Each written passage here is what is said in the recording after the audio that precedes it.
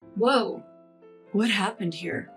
Upon entering my house, I find furniture toppled over and belongings strewn about. Someone had ransacked the place. I have to call the police. I quickly reach out to the authorities and also call my part-time workplace to inform them that I won't be able to make it for my evening shift. I notify my in-laws to come over, and just to be safe, I send a WhatsApp message to my husband John, who's due back tomorrow after a long absence. Mary, are you all right? What's going on? Is everything okay? My in-laws arrive just as the police do. During the police investigation, it turns out that no high-value items or banking cards are missing. Above all, I'm relieved I didn't walk in on the intruder. What's missing seems to be daily necessities, clothing, food, and children's items. Wait a minute. Haven't I seen this scene before? From my past experiences, I have a hunch about who could be responsible for this. My name is Mary, a 27-year-old housewife. My husband John is 30 and currently on a work assignment away from home. We have a preschool-aged son and have been married for 5 years. We were hoping for a second child, but the timing clashed with my husband's work assignment, which has already lasted 2 years. Although he tries to come home twice a month, there are busy periods when he can't make it. I last saw him 2 months ago. To stay connected with our son, he had set up a network camera at home, but he's only used it once due to his busy schedule. I had been hesitant to consult him about one issue, not wanting to distract him from work. It concerns my sister-in-law. Just as I was about to speed through the household chores after dropping off our child at preschool, the problem person shows up. Hey there. Oh, sister-in-law, hi. What brings you here today? For the past 3 months, sister-in-law has been regularly dropping by our home, unannounced, just making herself at home. Sister-in-law is 34 and the mother of 4, part of a big family. The family has kids ranging from infants to elementary schoolers. 2 of their preschoolers even go to the same preschool as my child. My sister-in-law, or SIL for short, is a large woman with a blunt personality, for better or worse. Whether it's shopping or dining out, she always wears sweats. When she showed up at preschool events in her standard sweatshirt and sweatpants, even I was shocked. Sure, she's known for her casual attire, but she's also known for picking fights, so much so that I'd rather not cross paths with her at preschool lest people find out we're related. She has a habit of taking things from our home on a daily basis. Taking these cookies, okay? You took some yesterday. We can't keep giving you things. What? You're imposing me? It's John's money anyway. You have no right to complain. She asserts that since I'm a stay-at-home mom living on John's money, she can intimidate me. After all, it's a mother's job to support the kids. You have just one while I have many. It's only fair you help me out. We initially chatted because our kids were close in age and I thought we might get along. Now she just says unreasonable things like this. Sister-in-law works part-time at a lottery ticket store in the evenings. She usually visits when she knows I'll be home, like after dropping the kids at preschool.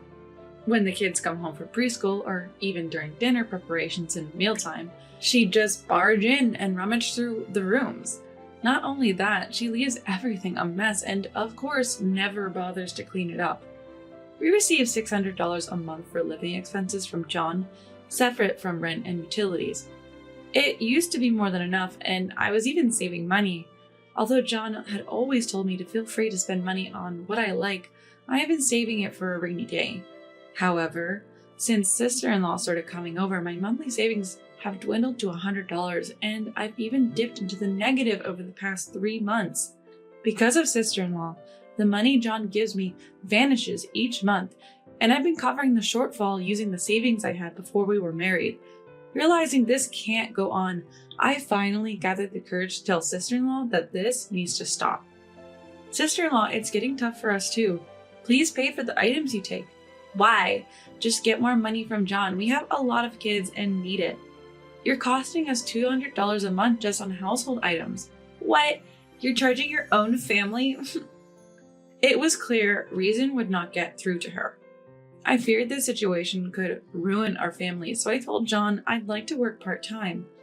I didn't want to worry John, so I just said I wanted to boost our savings. The real challenge was what to do with our child, so I decided to consult his parents. Mother-in-law, I'm considering working part-time.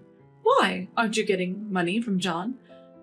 Actually, sister-in-law takes a lot of household items, so we're running low on money. What? Really? But taking a few things isn't a big deal. No, it's just a few things. All right, I'll talk to her about it, so don't get so worked up. It seemed like mother-in-law was still oblivious to sister-in-law's wrongdoings, believing her daughter wouldn't do such a thing. From what John told me before, mother-in-law has never been mad at sister-in-law and spoils her rotten. I wasn't expecting much to begin with, but this was a tough nut to crack. My frustration with sister-in-law was escalating, and I couldn't hold back my anger any longer. Talking directly to her wasn't working, so I decided to hatch a plan. Soon after, I started a part-time job. I would work mornings, pick up my son from preschool, drop him off at John's parents' house, then work my part-time job until evening. This new routine helped me avoid sister-in-law, but it seemed to trigger a barrage of angry messages from her. Where are you? Where are the house keys? I know you're there. Open up. When will you be done? The frequency of her messages increased, showing her annoyance with my constant absence. Bring some tissues around in the evening. What time in the evening? Before my part-time job, so let's say 5 p.m. Oh, sorry, I'm working my part-time job until 6 p.m. You're deliberately avoiding me. No, I'm just working longer hours because we're short on money. So it's my fault we're short on money. Exchanging these lines, even sister-in-law's pettiness started to feel amusing on WhatsApp.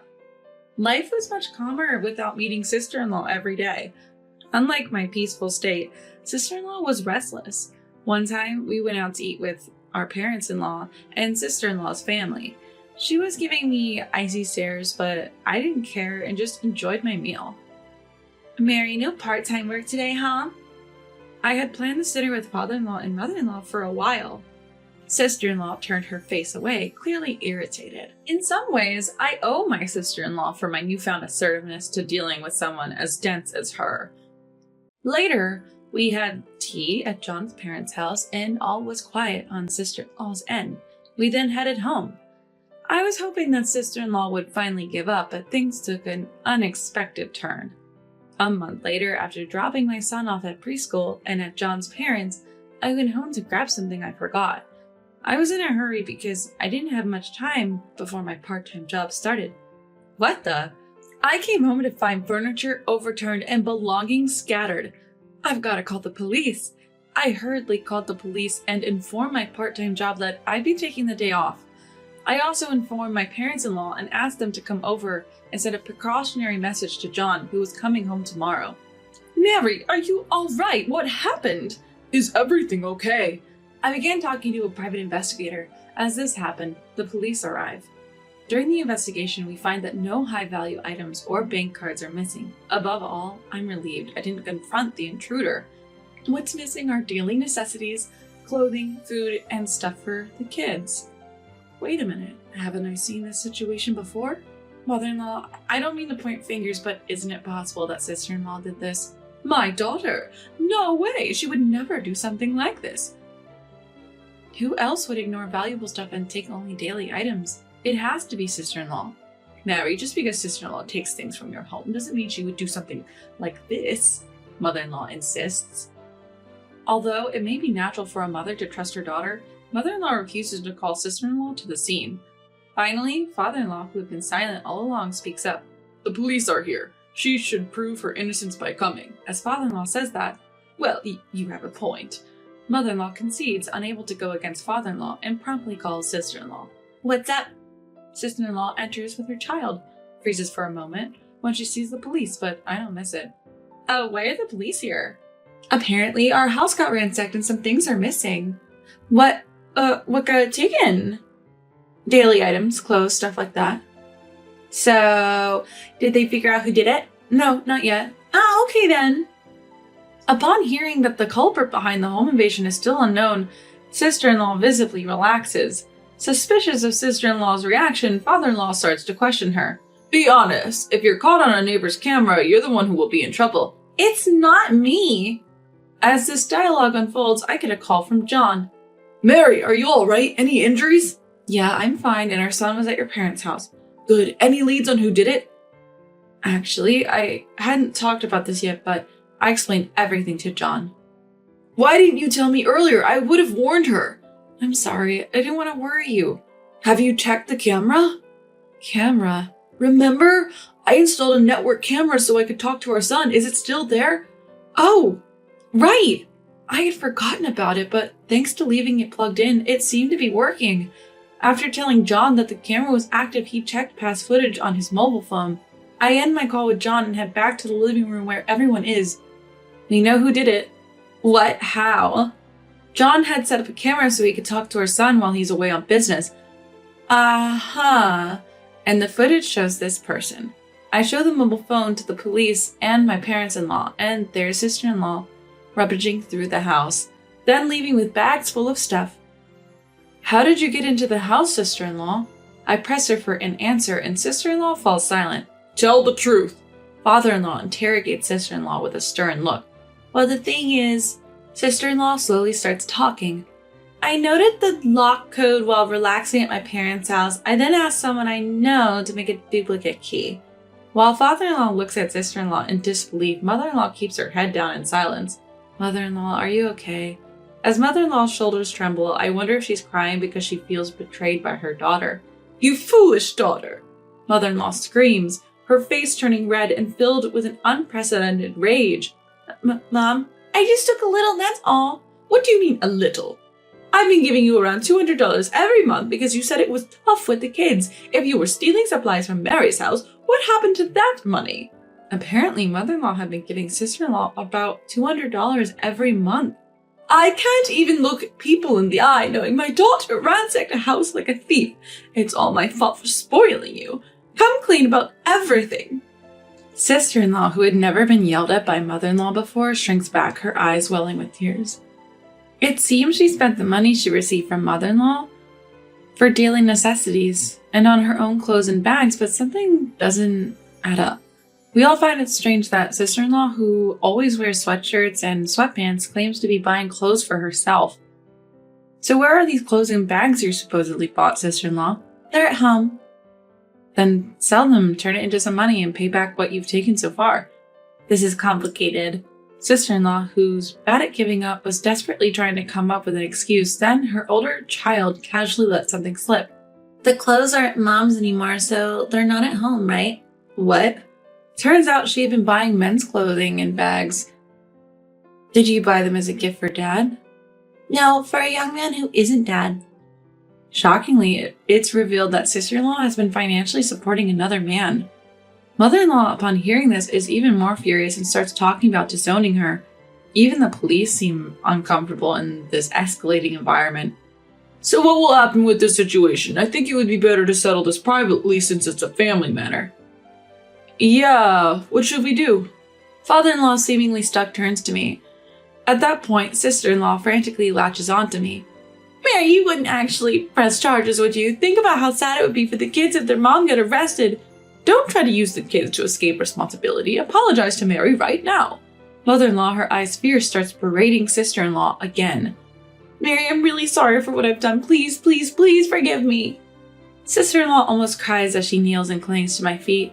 The kids are watching with concerned faces, and honestly, it feels wrong to show them adults squabbling like this. Fine, I won't press charges. Oh, thank you, Mary. Sister-in-law quickly changes her expression. But there are conditions. The condition I give is that sister-in-law must pay back the $900 she took over the last 3 months by working part-time and giving us $100 each month.